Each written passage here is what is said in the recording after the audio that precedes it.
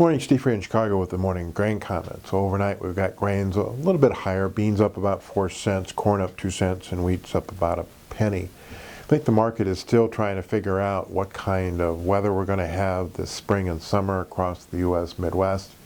Some weather issues in parts of Europe versus the fact that we still have this record South American soybean crop and a record Brazil corn crop. One of the wire services was reporting that a Brazil corn cargo may be on its way to the United States and unloaded on the East Coast.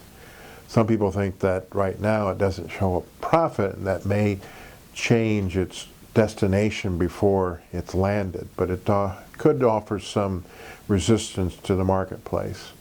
There was also some talk yesterday that Mexico may be working out a deal to try to import Argentina grain into Mexico if there's some trade issues with the U.S. when the NAFTA is renegotiated. So that's an issue that we have to be watching.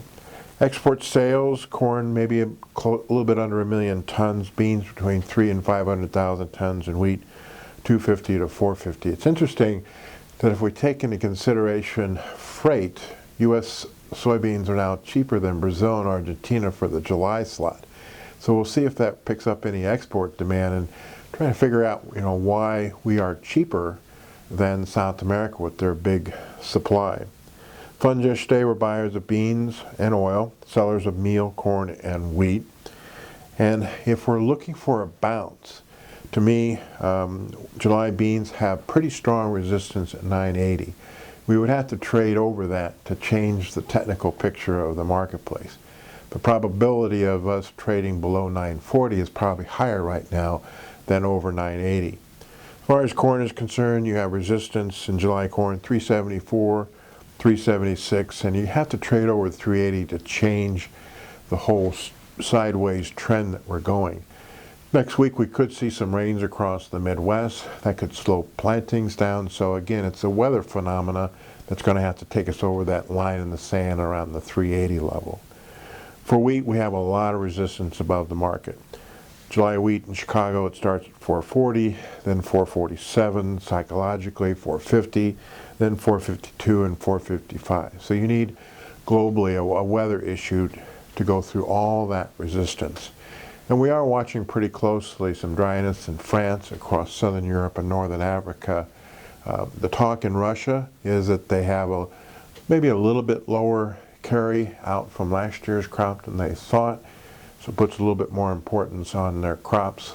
And Ukraine's been getting good weather, so they have no concerns there. But in France and parts of Europe, there is a little bit of concern about lower wheat and canola yields if this dryness was to continue.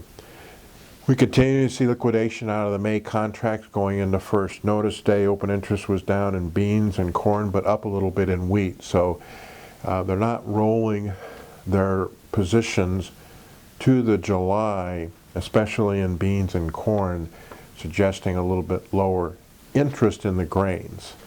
We did see that the Chinese ag futures, beans, corn, meal, all up, oil a little bit lower. And there was a lot of talk out of Washington. House Speaker Paul Ryan said the battle for tax reform is probably going to delay that. Traders are also watching the ideas of how many times the Feds are going to raise rates this year.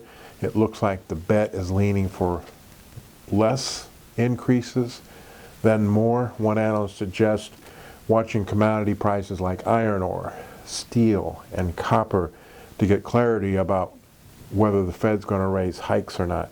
Prices of those commodities have dropped recently, suggesting that there might be a slowdown in the China economy and a slowdown in global economy, which might reduce the chances of the Fed raising rates.